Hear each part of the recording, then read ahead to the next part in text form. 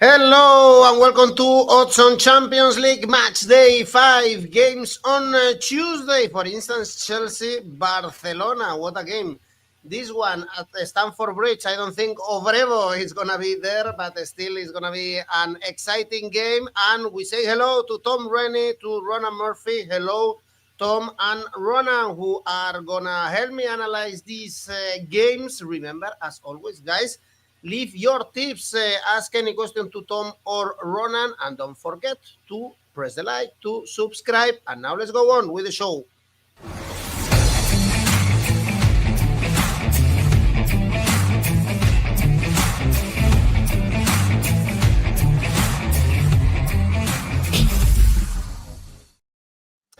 Well, it's 3 games left in this Champions League first phase, so things are getting more interesting. And last call for some teams. For instance, first game, 2 early kickoffs, Ajax, Benfica. I would say is the last train for Benfica, because for Ajax I don't have any hopes that they can qualify. But both are the worst teams in this Champions League, and both are meeting in Amsterdam. The bookies trust Mourinho's men, because Ajax have been just pitiful, not only in Europe, but also in their domestic league. They lost to 𝐿𝐴𝐴𝐵 even at the weekend. And Benfica, the thing is that at home they had a couple of painful defeats against Leverkusen and against Qarabag that we didn't expect. Tom, also against Chelsea, okay, they tried to defend basically and they ended up losing, but they are better domestically. That's why I guess the bookies are still trusting Benfica. Yeah, I mean, this Ajax team, maybe the worst Ajax team of any of our lifetimes, probably. And you do feel bad for them because they have to sell so much talent because of the financial restrictions they are under, but also they rely on generating talent from the Eredivisie, from the Dutch leagues, from their academy, and none of that's happening right now. Plus, I didn't realise who the manager was of Ajax now, having sacked the previous boss. So I was looking it up. Someone called Fred Grim, apparently, which feels right.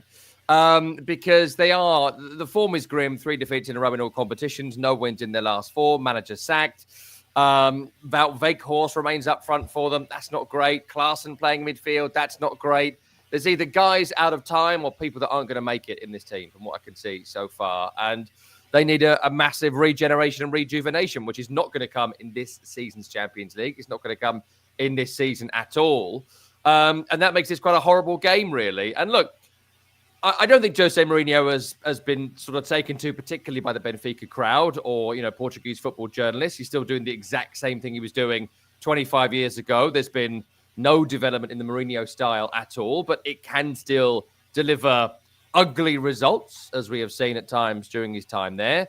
They're more solid, they're better organized, they have better players, and how could anyone bet on this Ajax team to win any game of football? So the bookies are right. I think we were probably going to say the same sort of thing here. Benfica win in a really ugly, horrible, unwatchable, vintage Mourinho kind of way. Benfica win on its own is 1.93. Look at the under market here. To be really conservative, under 3.5 goals, and Benfica win is 2.75. I'd be looking at 1-0 Benfica, and just another horrible day at the office for Ajax, even though I don't think either are going to get out of the group here. Yeah, 2 Europeans champions that had seen better times, Ronan. Yeah, it's been a long time since either of these teams tasted some sort of European success. But yeah, this Ajax team, like Tom said, is the worst of our lifetime. He's not expecting Grimm's fairy tales for Ajax from the sounds of things for this one. Oh, yeah.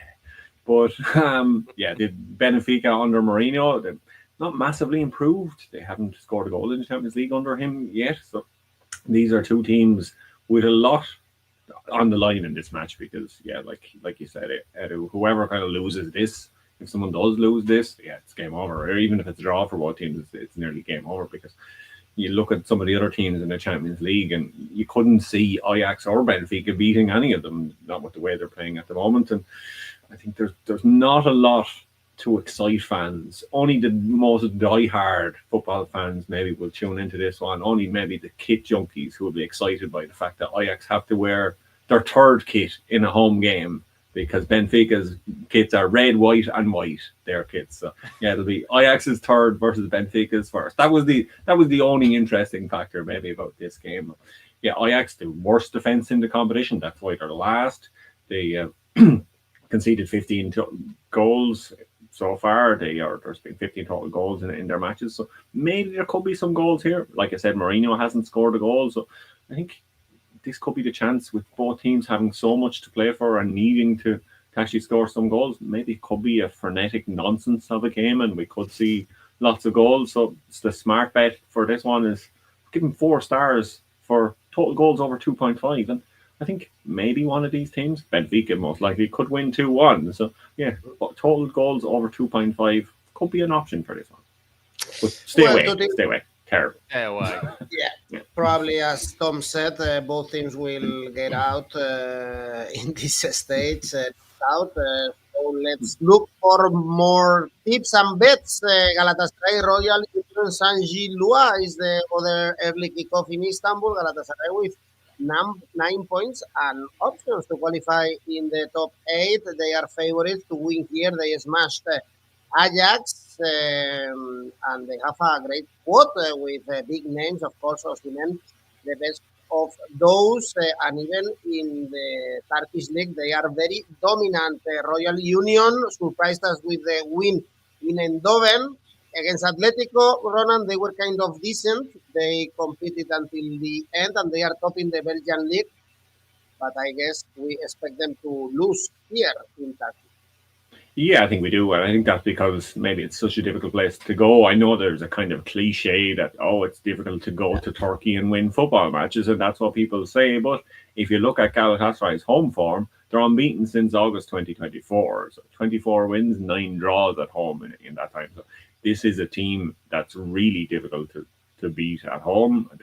It is very, very difficult for anybody to take points off them. When they've played Belgian sides at home before in the Champions League, they've played them 3 times. They have never lost to a Belgian side in Turkey. So this is going to be a really tough game for Union SG. And like you said, they started kind of well in the Champions League, but since then, since that win over PSV in the opening match day, they kind of have fizzled out. They've put in somewhat decent performances. I like the look of a Galatasaray win in this one, 164. I think that's pretty good. But if you to get more value, you probably have to look elsewhere. And Galatasaray, with Osimhen, like you said, they are a team that has a lot of attacking strength. I like the look of their attack. I like the look of their last 2 wins. They scored 3 goals in each of them. 3-1 win over Bodo, 3-0 win at Ajax. So I think they could score goals here again. They should be looking to score goals, win this one big, kind of put a stamp down that they are a team to be kind of considered as contenders or someone that you might want to avoid in the knockout stages of this competition. So Galatasaray over 2.5 goals at 275 is tempting for me. Galatasaray to win, Osimhen to score. Osimhen missing the World Cup, as we all know. Tom? Yeah, I think a couple of the listeners there have very much now what I'm going to say. Victor Osimhen is so good. He is so good. He's obviously very happy. And this is a guy who could play for, I think, almost any team in the Champions League, bar 1 or 2 exceptions. I think he's one of the top players in the competition. 6 Champions League goals, 3 Super League goals. He's in the best form he's been in for maybe 2 seasons.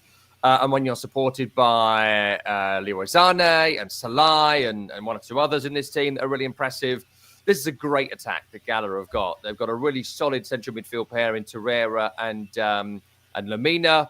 Plenty of Premier League experience, combative experience. We mentioned how good the home form has been for a long, long time. I mean, look, this absolutely screams big, thumping Galatasaray victory. I'll take Osimhen to score and Gala to win. That just about doubles your money. Look at what Ronan's done as well. Throw that all together. There's serious money to be made. Not to say that Union Saint-Gilloise are a poor team. We know that Rodriguez is a good goal scorer in domestic football, certainly. They're a solid team. I think Burgess, centre-half, is a really good player. He's got a Premier League future in front of him, or certainly a top 3 league in Europe future in front of him. But I think this is too much. I think anyone going to Gala, if Man City were going to Gala, if Liverpool were going to Gala, if Real were going to Gala, I'd still probably say Gala win on the form they have been in. And so Osimhen scores, Gala win, at least 2 goals for them, and 1 will be scored by Victor Osimhen. Well, Liverpool lost there already in this Champions League, and look at the goal scorer at the weekend: 𝐿𝐴𝐴𝐴, Yilmaz, and 𝐬𝐭𝐚𝐲. So they have big names. They are playing, by the way, Fenerbahce the following week in the Turkish league. So it's a very important week for Galatasaray or 𝐋𝐞𝐿, Galatasaray to score 2-1, 3-1, or 4-1. And this could be a big result for the home team. Then this is a tricky one. Bodo Glimt, Juventus, because Juventus need to win in Norway. Only 3 points. Still, Spalletti not getting the best results also in Serie A. 3 consecutive draws. They drew with Fiorentina. So they have to take the 3 points in Glimt. They lost to Monaco and to Galatasaray. Draws with Tottenham and Slavia Prague. It's all about the grass, the cold weather, Tom, and that this Juventus is not reliable. Well, they're reliable in the sense that I think this game probably screams draw, considering that Juve have been drawing games consistently across 3 managers for 2 seasons. I mean, there is just something missing there. I think it's still too early to judge Spalletti. What's he been in charge? 3 games, 4 games, maybe something like that, with an international break in there as well. So it's too soon to judge. I think a team is sort of emerging. But again, when you change manager, what happens is square pegs go in round holes. It's why Weston McKennie has played pretty much consistently for 3 managers at Juve, never once in his proper position. And I'm led to believe he's now a wing-back, having been full-back, previously been in the attacking 3, then central midfield. And that sort of holds with the rest of the team. I don't think we're going to see what Spalletti wants for 18 months. And whether we get 18 months of Spalletti is a whole different conversation, because he has to win games like this. The front 3... I'd imagine it's going to be 𝗲𝗵𝗿𝐻, 𝐿𝐴𝐴𝐴, and 𝐬𝐿𝐽𝐧𝐧𝐞𝐜. There are other groups it could be, but I think that 3 makes a lot of sense. And if they can get that trio all fit and working together, there is goals in it. But struggled against Fiorentina at the weekend, didn't score against Torino before that. I think you're going to see another quite attritional performance from Juve here against the Bodo Glimt side, who we know can pick up big results, and they pushed Monaco real hard in the last round of the Champions League here. Monaco won it by 1-0. In domestic football, they tend to win fairly convincingly, scoring a couple of goals in each game. In the Champions League, they give everybody a game, and they have for a long, long time. Bodo Glimt. They're a Europa League team in the Champions League, which cost them, and I think Juve are a Champions League that belong in the bottom half of the table, which is about right for where they are. So if this game was this time next year and Spalletti had been in charge for a year, I'd go for a pretty comfortable Juve victory. The fact that we're in the early stages still, and Juve have drawn 3 in a row, plus the temperature is always changing. It's still not as cold as it's going to be, but it's pretty cold. Screams draw, 3.95. Absolutely take the draw here. I'm struggling to see a Spalletti side currently scoring the 2 goals required to win a game of football. Bodo Glimt will sit deep, they'll mid-block, and they will try and nick a goal when they can. It screams 0-0, it screams 1-1. If you go for a winner, shade for Juve, but with 3 draws in a row, how could you bet on anything else? Well, the BBC weather forecast is saying heavy snow by this time. Oh, tomorrow. Then Bodo Glimt win 5-0. Exactly. Well, Torino is not the Maldives. It's also cold down there in the Piemonte, but still it's going to be cold. And by the way, Ronan, I know you follow very closely the Norwegian league, and it's ending next week, and Bodo Glimt looks like they are not going to win it. It's going to be Viking, the new Norwegian champions, by the way. Yeah, it's coming down to the last day. As you know, I'm a huge 𝗏𝗏𝗏𝗏 fan, actually, in Norway. They are my club, I've been to see them many times. Huge fan, Kenneth Vinicius a few years ago, or Vinicius, I think it was great forward they had. Huge Norway fan. You're trying to throw me in holes here. I'm not going to fall for it. I'm not going to fall I was convinced. I believe you. So this one, screams draw, doesn't it? Yeah, that's it. Tom is right. It screams draw. There's been 5 draws between these 2 sides before in their games. They've played for 4 games each. They've drawn 5 of those for a total 8 games so far in the tournament so far. So these teams draw with everybody else. Why not draw with each other? Might draw 3.95. Juventus concede in every game, like Tom said, so they need to score twice. They've conceded in each their last 7 Champions League games. They've averaged 2 goals conceded in in the last 3 games, I think, in Champions League. So this is a team that do concede goals in the Champions League. They've only 1 win in their last 12 away European games. Juventus are not a team that are going to travel to snowy Norway, 2 degrees, whatever it's going to be, and come out of here with a huge win. Especially, like Tom said, Spalletti, he's just in charge. He couldn't beat Fiorentina at the weekend. They're kind of looking for ideas. There's not a lot to be seen. There's not a lot to be excited about from this Juventus side. So a draw is a good option to go for, but you could also go for Bodo Glimt double chance at 173, and that gives you 2 chances of getting something out of this match, as long as they're not Juventus. This is what Smart Bet is telling us actually in our website. They go for double chance for Bodo Glimt. We can check it out in our predictions tab. There you go, even full time.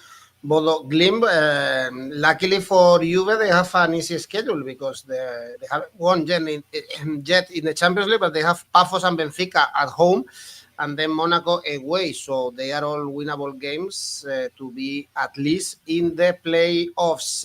Next game, Borussia Dortmund, Villarreal. Dortmund doing a good Champions League, I would say. They have many options to qualify for the top 8 with 7 points at the moment, despite the defeat against Man City. But they are coming from 3 winless games, including 2 in the Bundesliga. Last one was a thriller against Stuttgart.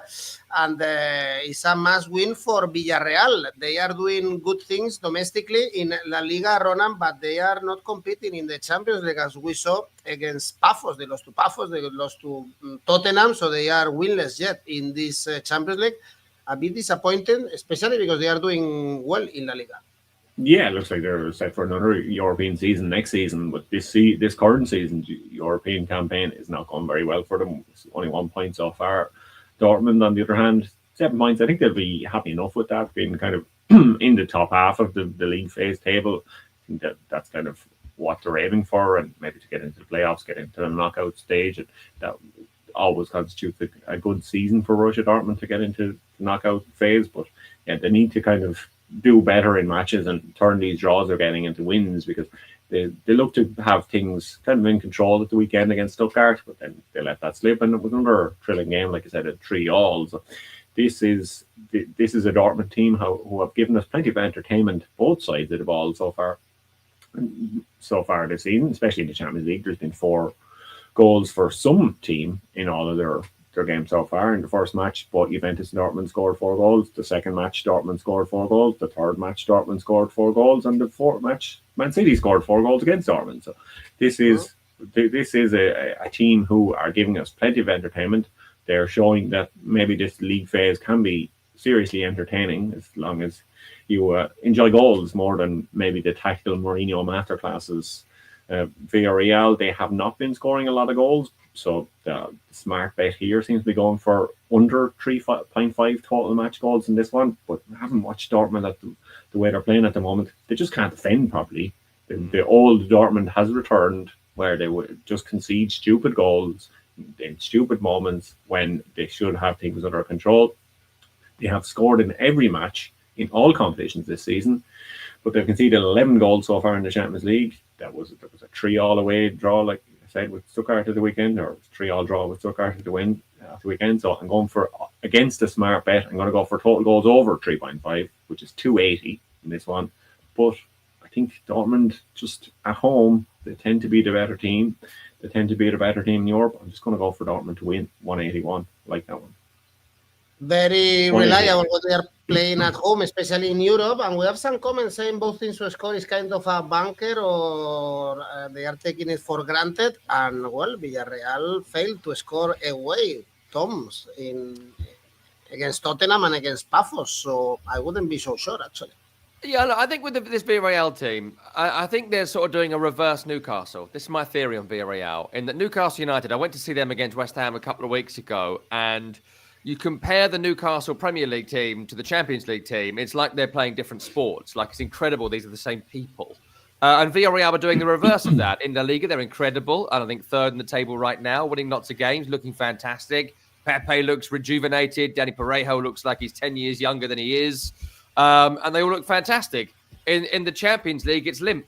And it's limp because there's not a great deal of rotation. They haven't got a deep squad. They're overperforming massively in the league. And so you can't do it on a Wednesday or Tuesday and Saturday, Wednesday, Saturday, if you have a very small squad. Some groups cannot do it. You need to have a Man City-sized squad to compete in the Champions League like this. And that's why Villarreal have suffered. And if this was a game in La Liga and Dortmund suddenly, moved to Madrid or something, I would back Villarreal to win this game. The fact is, it's not. Which makes me absolutely no way am I going to be betting on Villarreal to win. My only doubt is what Ronan said there, this Dortmund defence. If the Dortmund defence had been significantly more solid in recent weeks, I'd feel like this would be a fairly comfortable home victory. But 3 at the weekend, 1 against Hamburg, thumped by Man City. I have my doubts. And as Ronan alluded to there, the type of goals they're conceding, individual errors repeatedly from defensive midfielders and defenders and the goalkeeper, that concerns me. So it absolutely screams draw with both teams to score in this game. 3.98 on its own for a draw is really good, I think, for 2 teams that can score and 2 teams that have certainly struggled defensively in Dortmund's case. If you are going to look for a win, I would go for Dortmund and both teams to score for the reason that I think Villarreal might have huffed and puffed too much against Mallorca at the weekend. I think maybe 7 or 8 of the team, at least, who started on the weekend are going to play in this one. Dortmund have a really good home record in the Champions League. They do still have 𝗀𝗏𝗏. They do still have 𝗏𝗏𝗏. They do still have players who can score goals. And even in this run of games where they've been defensively weak, they have been scoring at least 1 in every single game. So they're going to score at least 1 in this game. Either a draw with lots of goals or a high-scoring Dortmund victory. Dortmund, both teams to score 3.5. I think it's going to be fun. This is one I definitely want to watch this week. Well, Villarreal, they need to get points. They still have a chance to qualify because they are playing Ajax and Copenhagen at home. So these are 2 winnable games. And then also they have to go back to Germany to play Leverkusen. So they still have options, but they should get a result. In Dortmund, greetings from North Carolina. Hello, Jimmy from North Carolina. Let's go to London. Chelsea, Barcelona. What a Champions League classic. This one only once in history. Barcelona won at Stamford Bridge, and there are so many memories of this clash between these 2 teams once upon a time. And I think it's also interesting to see where they are, because we have Chelsea winning in the Premier League, getting decent results, and spectacular without Cole Palmer, but still doing the job. But in the Champions League, we saw them, for instance, losing in Munich. They couldn't beat Qarabag. And we have Barcelona getting closer to Real Madrid, but still, in my opinion, with some defensive issues. We saw them struggling against Bruges, against Real Madrid. The defense is still an issue, Tom. So this is an interesting game and difficult to read also for the bookies, apart from seeing goals. Usually with Barcelona, we go with goals.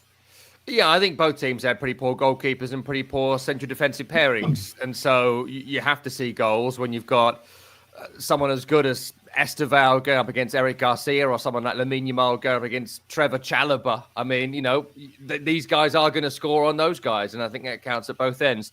Look, I'm really impressed by Chelsea, I've got to say. I am really, really impressed by them. I think the win over Burnley was done at a canter at the weekend, and people can criticise that for only winning 2-0 and scoring that late goal. But I think they planned not to get out of second gear, and they didn't do that. They strolled to victory at Turf Moor, which may say more about Burnley, I don't know. But I think this Chelsea team are, like, you win Premier League games through quality and you win Champions League games through experience. And I wonder whether the experience is starting to get racked up in these Chelsea legs now. And they're winning without Cole Palmer, as you mentioned. I think he's only played 3 games this season. They've won 9 the last 12 without him. I think going into the season, we thought, can they win without Palmer? Yeah, they can. And that's really impressive. Caicedo and Enzo Fernandez in midfield is fantastic. I think that the front 2 is what Enzo Maresca envisaged, which was Delap and João Pedro together, with João Pedro dropping off and Delap leading the line like a battering ram. A few teams are doing that at the moment, and Chelsea are doing it pretty effectively. The wing options are ludicrous. Does he want Garnacho? Does he want 𝐻𝐿? Does he want 𝗀𝗏𝗏? Does he want several other players that he can play in those positions if he wants?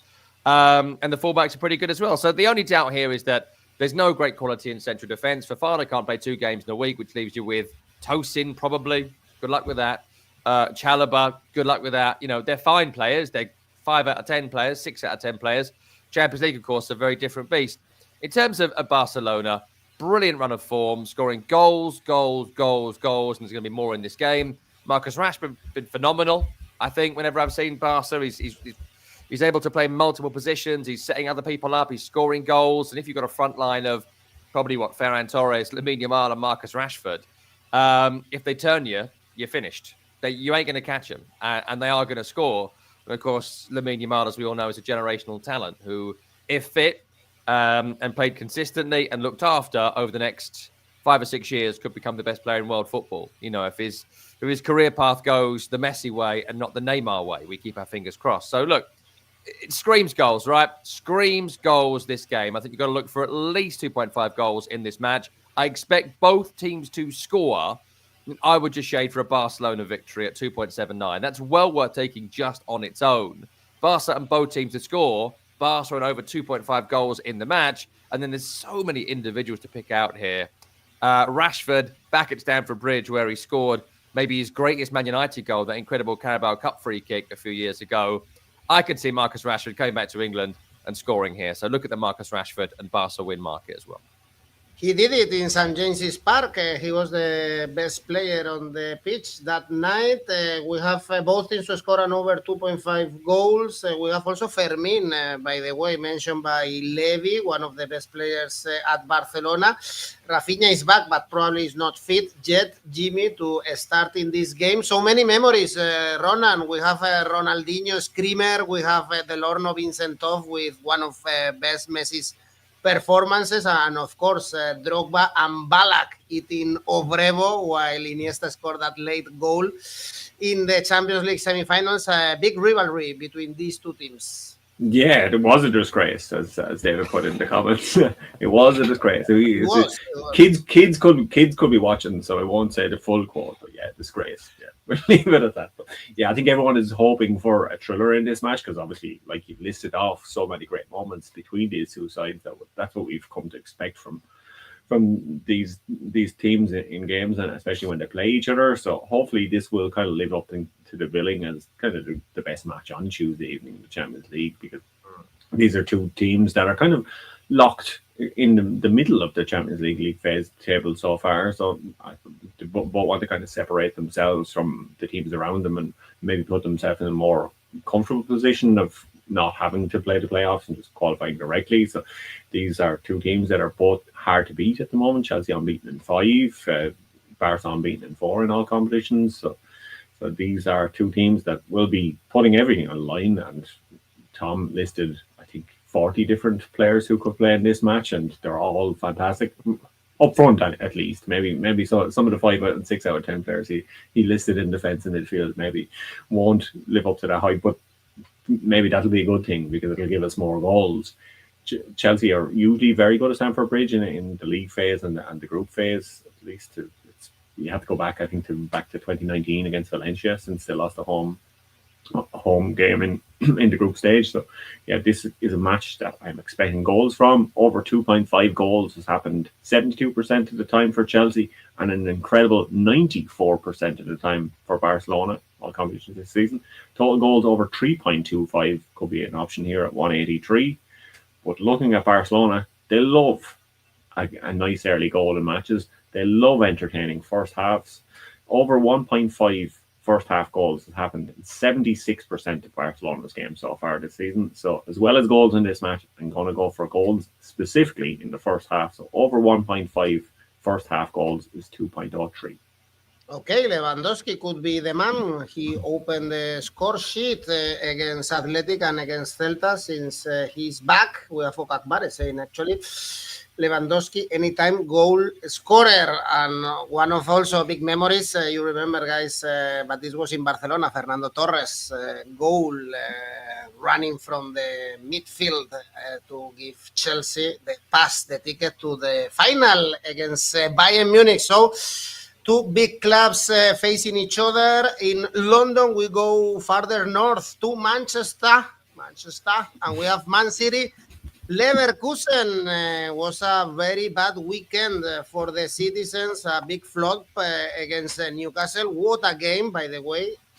Tom's tip was Newcastle to win, and indeed it happened. We didn't see Haaland scoring, and these are big news. And but I guess we should trust them in the Champions League, where they smashed Borussia Dortmund just a couple of weeks ago, and Leverkusen doing much better, Ronan, in the Bundesliga than in Europe, because they couldn't beat easy teams in Europe. They are going to struggle, I think, to qualify for the playoffs, whereas in the Bundesliga they are in a good run.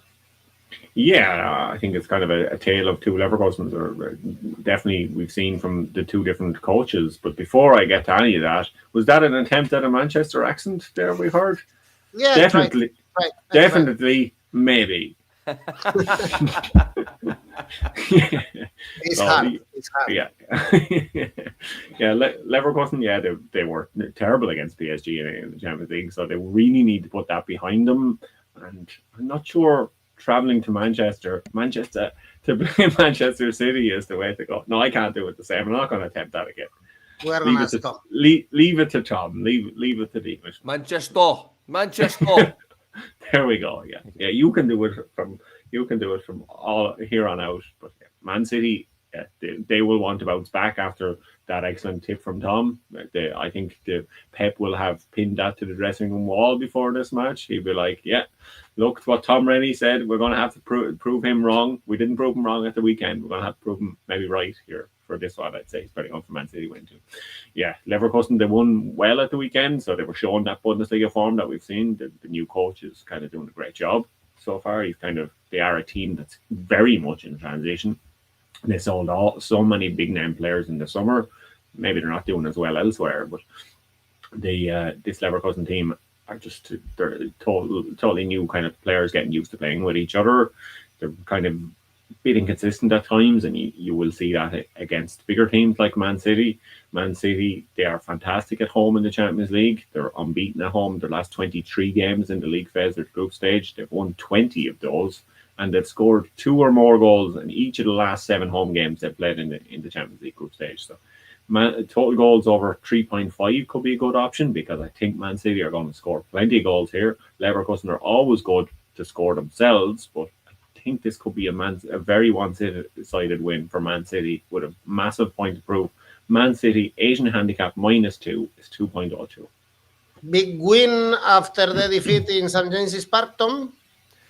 I think they'll win. I don't know how big it'll be. I'm intrigued to see how they get on this weekend, this midweek. I think at the weekend, it sort of played out as we expected, though the one thing I maybe didn't talk about enough in our Premier League video a few days ago was there's such a lack of power in this midfield. And I think it was so evident that Rodri wasn't there at the weekend. I know it's such a cliche to say it at this point, but there'd been a couple of games where Nico looked quite good and Foden looked back to his best, and then suddenly at points the weekend, they were getting so bullied by Joelinton and Bruno Guimaraes and Tonali, and he just couldn't fix it. He could not bring players on to compete at the level that Newcastle can get to in that midfield trio. And, you know, Reinders had one good game against Wolves in August, and we haven't seen him since. Phil Foden had a couple of good games start of this month, but contributed nothing at the weekend. Nico Gonzalez is a good player. He's not a Premier League player, and when the going gets tough, I think that becomes evident. And that sort of was the story of it at the weekend. And you can really rough up Man City if you want to. And if they were able to do that, Leverkusen, I'd back them here. But I don't think the midfield they have is able to do that on the way that the Newcastle's midfield trio can.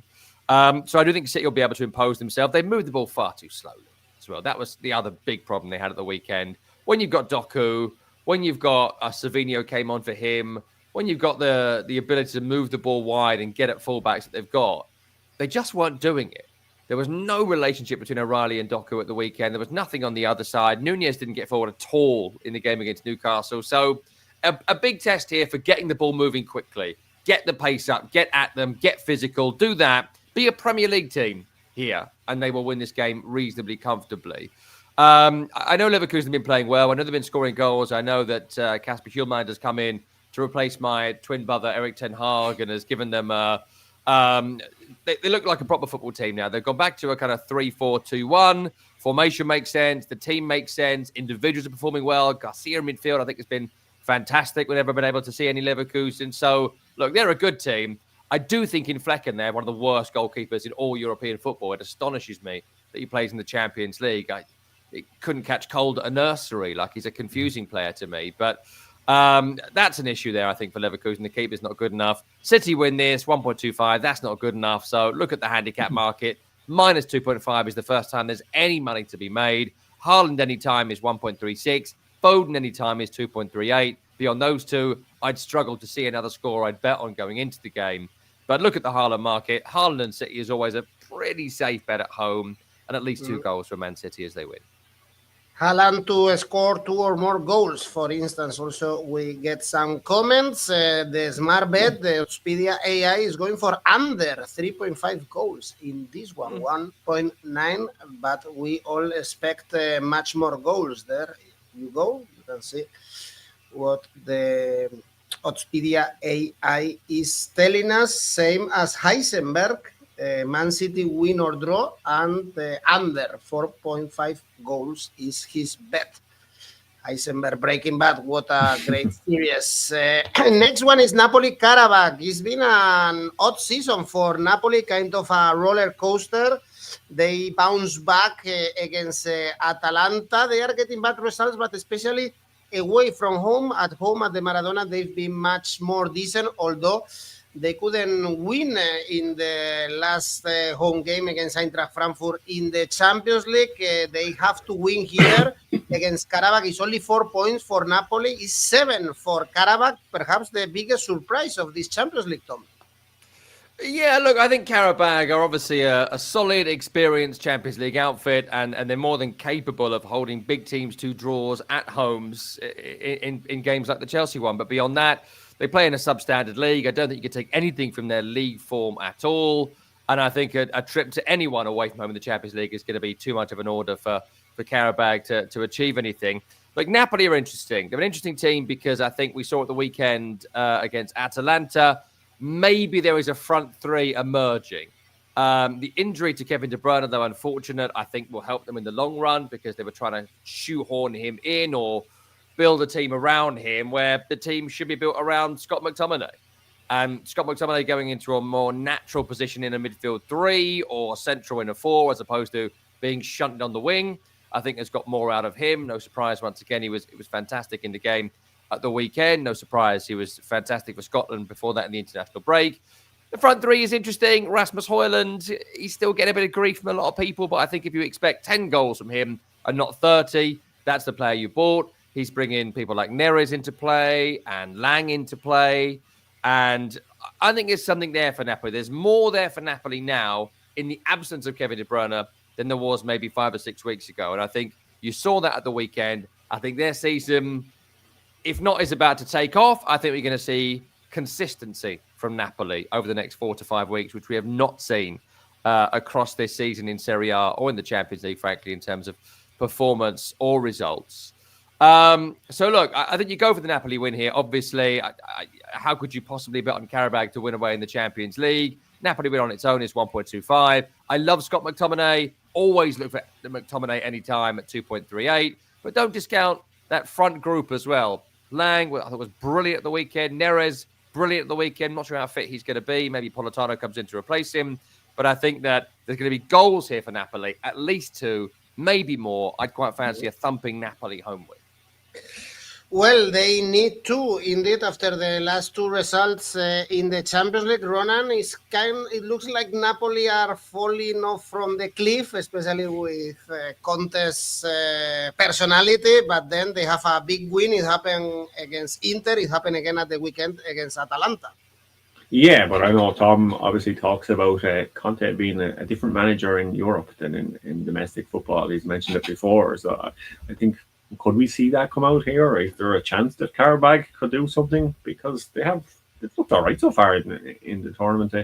They haven't been pushovers by any standard, especially against Chelsea. Where did that result kind of come from? 2-2 at home with Chelsea. I know obviously the way is a harder experience for them travelling away because the long distance to travel, and that's why it's hard to go to Qarabag and pick up points. So maybe they are kind of a team that are starting to get this kind of grit and determination about them, that these Champions League experiences, there may be more belief that they have because they've been around the block a few times in the Champions League, that they can get these scalps from time to time. I'm not saying they're definitely going to get it here, or they are going to be win at 11.10, we can see on the screen. I'm not going to go for that. Don't worry, I'm not going to go for that.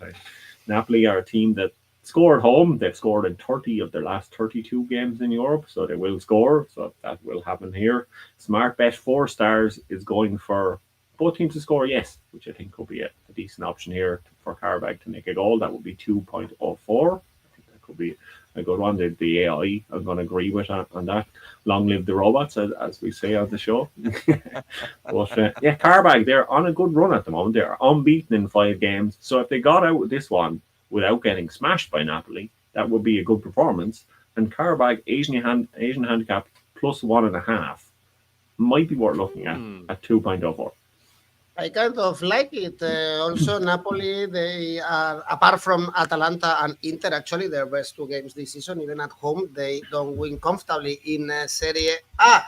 Napoli to win and over 2.5 goals for Papali. Not great odds for this one. Napoli to win, but might not be a big win. Indeed, Napoli to win also for 𝐬𝐭𝐚𝐲, well, under 5.5 goals. It pays nothing. And next game is an interesting one in the Velodrome, Marseille, Newcastle, because here we have Olympique Marseille with only 3 points in the Champions League. It was a big surprise in them losing against Atalanta at home. Their only win was against Ajax, but they are doing a very good season. They are especially strong when they are playing at home. They are coming from a big win in the derby against Nice, 5-1 away. And we have Newcastle doing a great Champions League, as Tom said before, but playing much better at home than away. So we have a strong home team. Historically also, Ronan, Newcastle struggling away. The bookies still plays the Premier League team as favorite.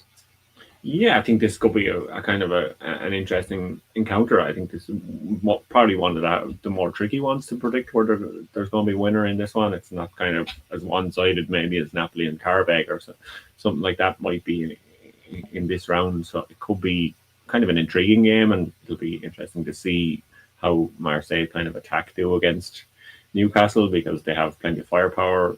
They have been scoring plenty of goals in Ligue 1, and this Newcastle team would be full of confidence after beating Man City the weekend. And like Tom said, they have a brilliant midfield, one of the best in the competition, perhaps, that can cause problems for anybody. So this could be kind of one of these intriguing tactical battles, which maybe doesn't necessarily always provide for loads and loads of goals. So it could be a match that could be separated just by 1 goal.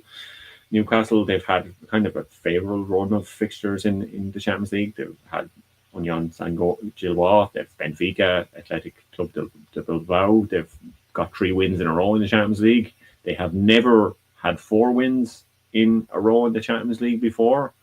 But if you look at their away form in the Champions League, in the league phase and the group stage, they've only lost 2 of their last 13 away games. So Newcastle draw no bet could be an option here at 181. If you think they could pick up some points on the road, which I do. So I'm going to go even further and say a Newcastle win is appealing to me at the moment. I think they could win on the road in Marseille, make it one of the best weeks in recent years for Newcastle. Well, Newcastle to win, despite they are not great on the road. Levy is telling us, Tom, are you this optimistic with the Newcastle? Usually away, you don't back them. We're going to have our first disagreement on today's show on a game. Newcastle fascinate me. I worked on the Man City game, as I mentioned, this weekend, and I went to the West Ham game a few weeks ago, and I can't believe they were the same team in both games. Like, it makes no sense they were the same team. To get overpowered by Freddie Potts and Mateus Fernandes 1 week, and then to be stronger than Man City a couple of weeks later, it's a bit weird. And I think you look at the pattern of results: win, loss, win, loss, win. Where does that take us here in a game against Marseille? Who, look, they haven't been great in the Champions League. The Atalanta losses, as you mentioned, Edu, was a shock, and I didn't see it coming. And I think it could be potentially damaging for them trying to go through in the long run. But away from that, they score plenty of goals. They're very exciting moving forward. Lots of pace and movement in 𝐻𝐿 and 𝐬𝐭𝐚𝐲 and that terrible person, Mason Greenwood. So, like, there's a lot of great intensity moving forward from Marseille. And I think, Roberto De Zerbi has long been seen as the kind of Guardiola successor at Man City, right? I think he's a tactically capable manager, and I think he's great at motivating people, and he will know it's a big game. And I just think Newcastle keep dropping off the game after they played really well. It just keeps on happening. So I can see Newcastle having another off day away from home, where they've lost in recent times to Brentford and West Ham. And I can see Marseille with their goal-scoring threat coming on strong. There will not be a lot of rotation for Man City, for Newcastle from Man City.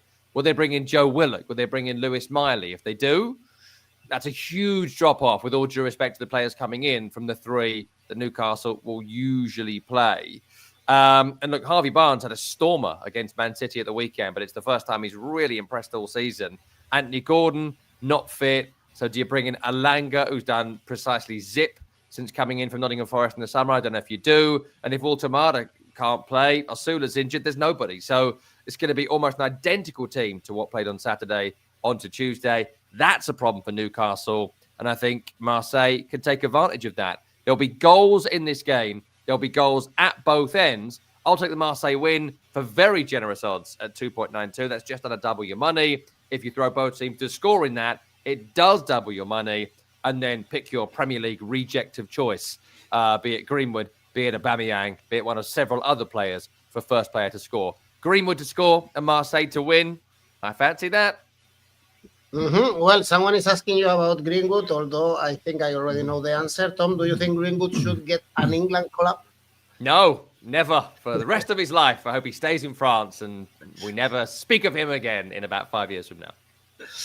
Great game, this one. Newcastle, probably they will be in the playoffs. 𝐻𝐿, they have to win it in the pitch. And the last game is Slavia Prague, Athletic. I think both teams will be out after this first phase in the Champions League. Slavia Prague only with 2 points. They lost to Arsenal in the last game. They drew with Atalanta and Bodo Glimt. And Athletic, they are doing a really poor season, both in the Champions League and in La Liga. Only 3 points. They beat Qarabag. They are even playing with the second team many times in the Champions League. Tom, we have Nico Williams injured. They didn't attack at the back Barcelona, as all the teams are doing. So it's impossible, I think, to trust Athletic. I don't see them as favorites here.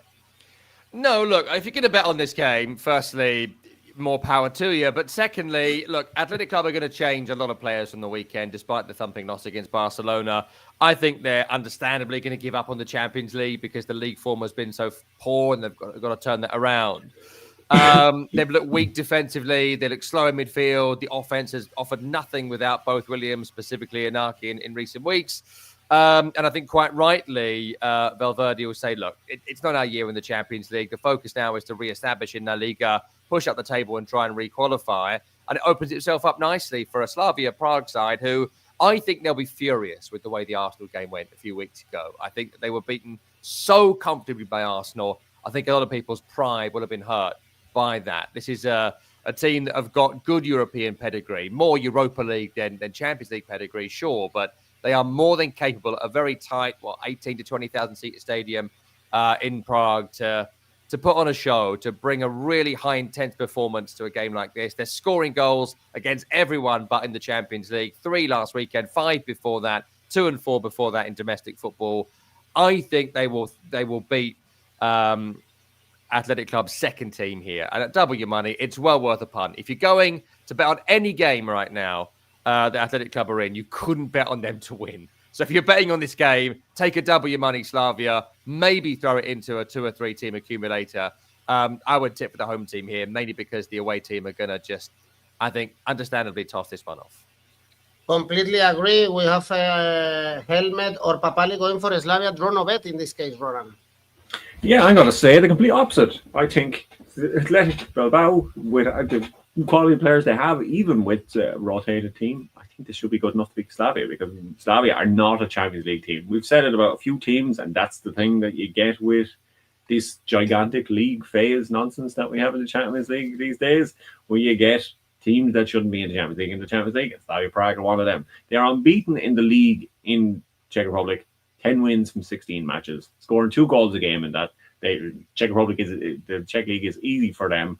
But looking ahead to March, when Ireland play away in Prague, I'm going to go for every team to win away matches in Prague from now until March. It's going to happen. Every match is going to be an away win. So starting with Athletic Bilbao this week, they're going to win this one. They played in the Europa League, these teams last season. Kind of points to that these teams are not Champions League teams.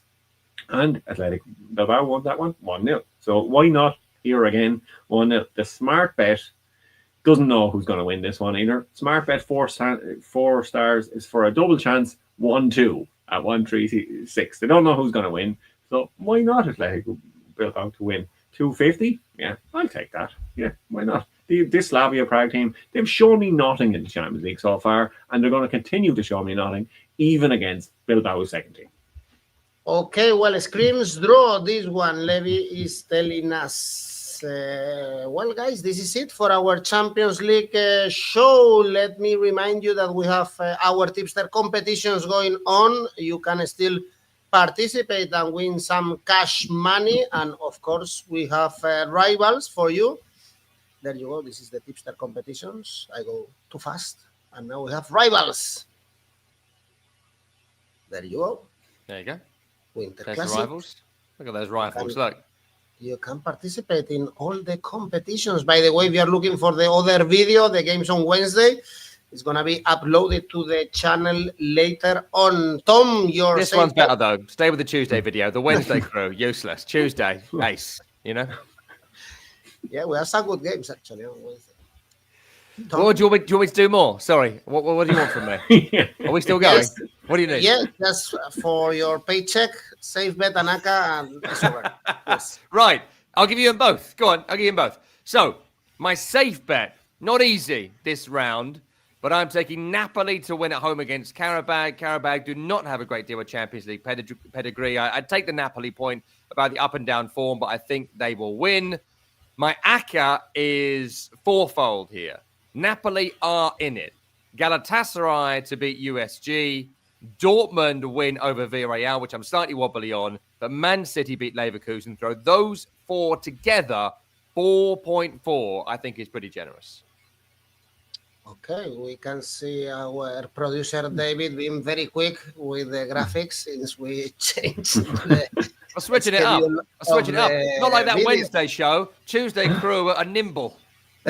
Yeah, we get asked all about Norwegian football and then list out Danish football clubs in the answer. Well, Ronan, your safe bet? My safe bet is Man City to win at 125. Just got to go for that one.